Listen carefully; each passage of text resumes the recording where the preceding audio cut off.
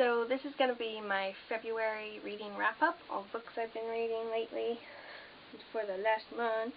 Yes. Ooh. I've actually read more than usual this last month. I've been a bit bad. I've read instead of getting things done that I was supposed to get done. These are the books. 5, and these ones are very big. And I read this one twice.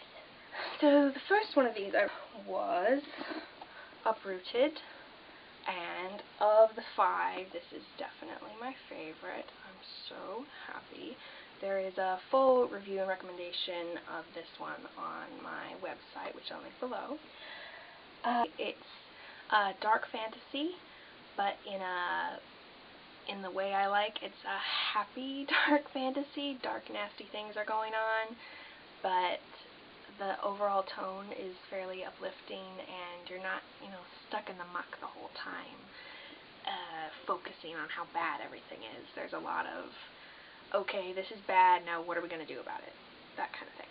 And romance is a fairly big theme, and it's also the kind of romance I like, which is a meeting of the minds. I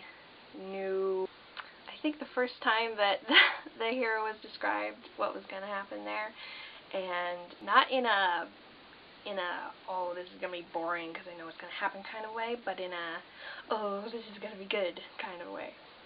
And it was good. It was very fun and meaningful and just a delight. Plus there's a lot of strong female characters, but not just like paper cutout strong female characters. They're strong in different ways and for different reasons, and they still have vulnerabilities and emotions and things like that. So very good. And another big factor is the characters having genuine flaws. I really appreciate that. That might come up several times in my videos because I like when a character has real flaws and isn't just like perfect all the time. Like more real flaws than just they're clumsy or sometimes they get angry or something like that. Like real issues. I really appreciate that. So this one gets a huge recommendation from me. You need this book, even though I've seen it recommended a lot on Bookstagram, and I think it has a fairly large following. It deserves this large following, so even though it's not a small thing that needs a lot of promo from me, I'm still promoting it because it is very good.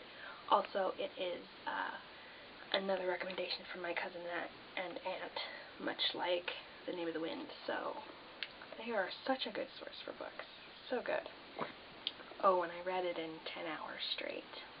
That's another reason I don't read new books very often. It's because I tend to binge read, and then when I'm doing that, I tend to be very grumpy with my family if they try to ask me to do something else while I'm reading, like, empty the dishwasher or something. I growl at them, and it's not good. Okay, and the second book I read was this guy, Thorns and Roses. Let me see. All of these, all the ones I'm going to talk about today, I got in a library sale, so I picked them because of their covers, and the descriptions on the back were enticing, and they were like 30 cents a piece, so I picked them up.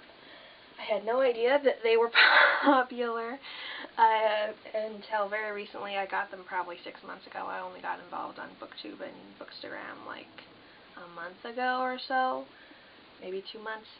So I didn't know that they were popular then, but then I saw them on a bunch of BookTubers and Bookstagrammers' shelves, and I was like, ooh, I should bump those up on my TBR list. I need to know why everyone has them. Well,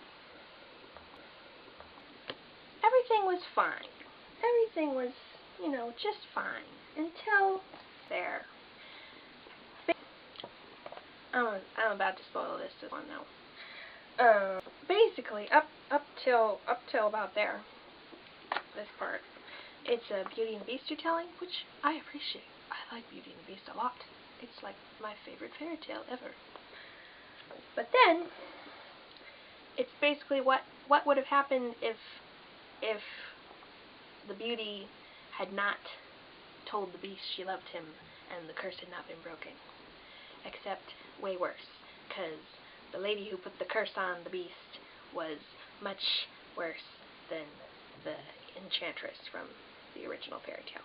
So this whole section, this about that much, is full of everything is dark and horrible and nasty. And there's a lot of torture and a lot of just things being awful.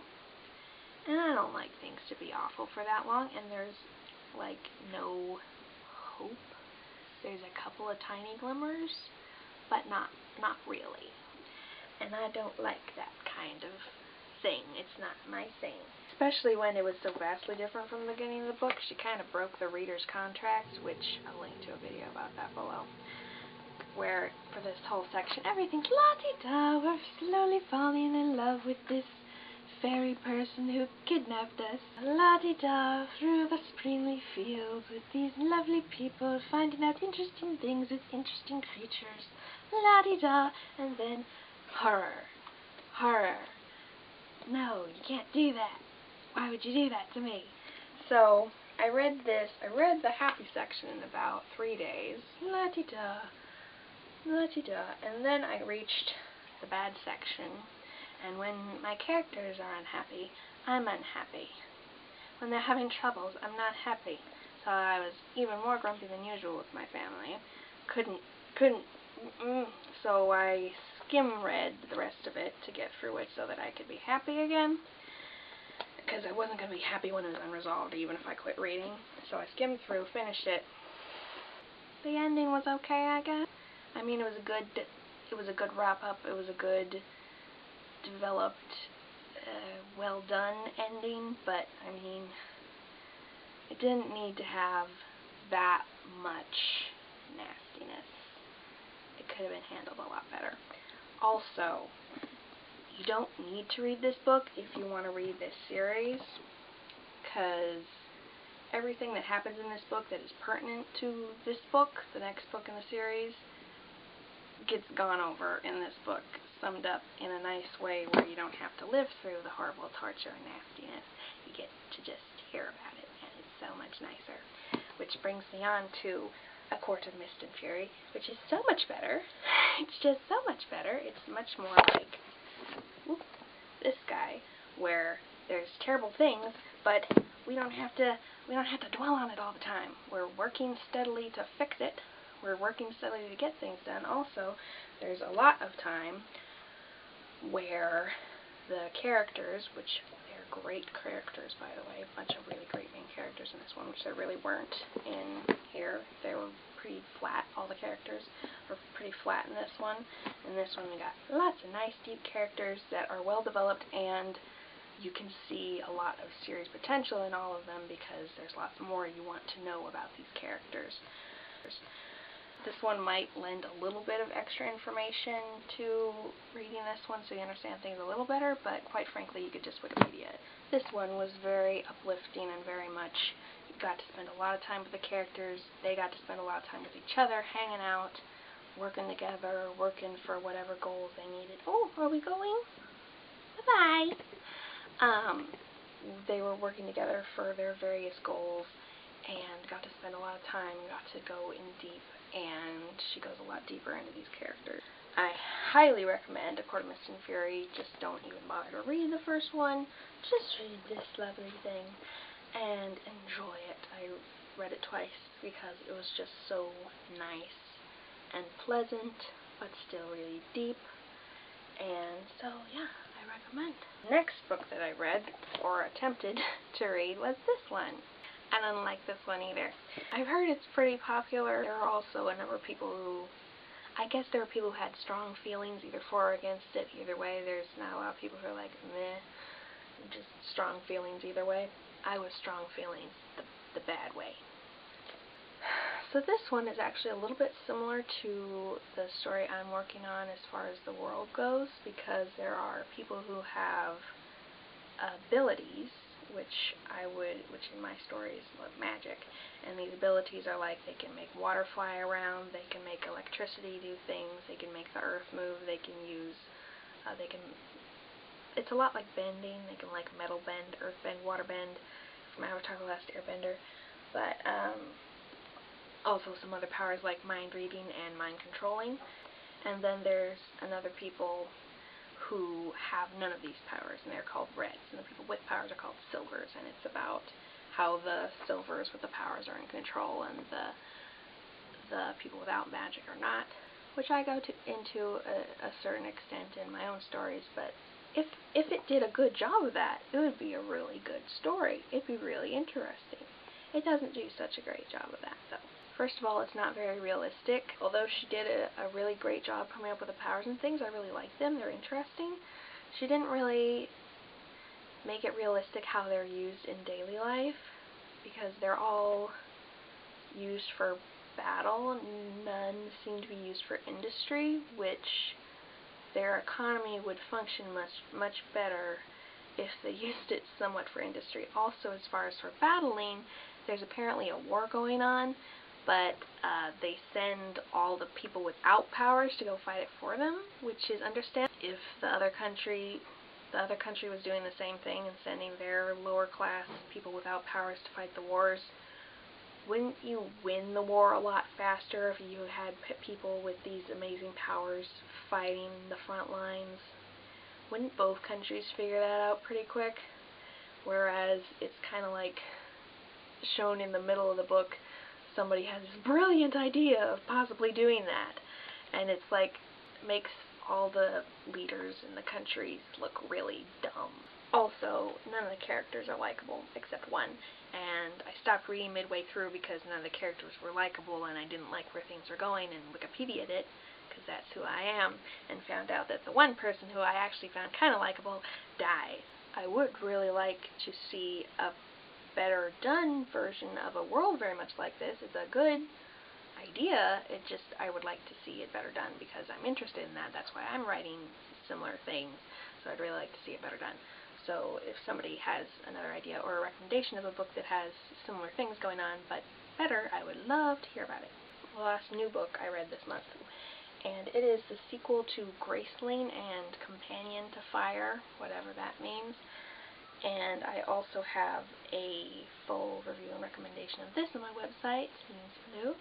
This is Graceling and Fire, so if you recognize those from booktubers and bookstagrammers shelves, that's the series that this is part of. Although I enjoyed it very much as a standalone, I don't think you need to read the other books to appreciate this, but I like the way it was written and everything well enough that I do intend to go and read those books because I hope to enjoy them as much as I enjoyed this one. It's about a queen and a country that has just come out from under a very bad king who had mind control powers, and so it's about how the country and she herself recover from that and figure out how to run things differently and change things for the better, because she has very little infrastructure to work with, very little government infrastructure to work with, and she's having a hard time. And the queen's name is Bitterblue, that's the name of the main character. She has a hard time working with her advisors to change things for the best, because there's a lot of resistance to allow this to bring.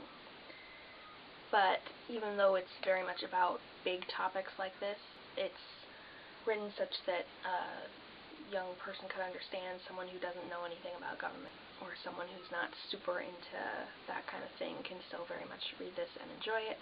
It's really interesting.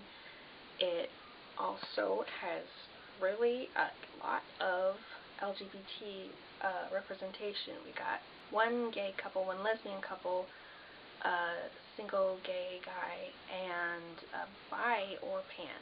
Don't know whether he's bi or pan. And the bi-pan character is the main love interest for the book, so that's like kind of a big deal. I was pretty surprised by that I've seen bi represent stories, but not in published ones, and certainly not big time ones like this that are like popular and stuff like that. So I was like, what? So if you're interested in that kind of thing, pretty good with that. Also, it goes into mental health really well in a not cringy way and in a very sensitive way. The main character doesn't have a lot of problems with it, but a lot of the side characters do, and a lot of her friends, so she has to figure out how to interact with her friends and help her friends without making things worse. Oh, trigger warning though, before you read this, it does include suicide and self-harm, so be aware of that before you pick it up. But other than that, I fully recommend this one. It was a very also happy book. It's 500 and some pages. Things were always going on. The plot was always, it wasn't like super fast paced. It was like, la da da, let's enjoy this journey together. Kind of a nice. So that's what I've been reading lately. I'd love to know what you all have been reading. What have you read this month? Have you read anything this month, or has it been that kind of month where you can't get any reading done because you're so busy with other things? Do you sometimes binge read and not get things done you're supposed to be getting done? And if you have read any of these, your thoughts on it, even if you had different thoughts from me, like if you liked Red Queen or you liked A Court of Thorns and Roses, or if you didn't like Bitterblue or whatever. I'd love to know. I'd love to know. Thanks for watching. Hope you enjoyed. See you next time. Bye! There is a cat in the spot. What am I supposed to do now? What am I supposed to do now, Fluffy? You're in my filming spot. Where am I going to sit to film my video? Where am I going to sit, huh? Huh? Is that not your problem? Is that not your problem? Oh, sweet kisses. Oh, yeah. You still have to move. Yes. Yes. Oh, you're gonna get me. Yeah. Yeah.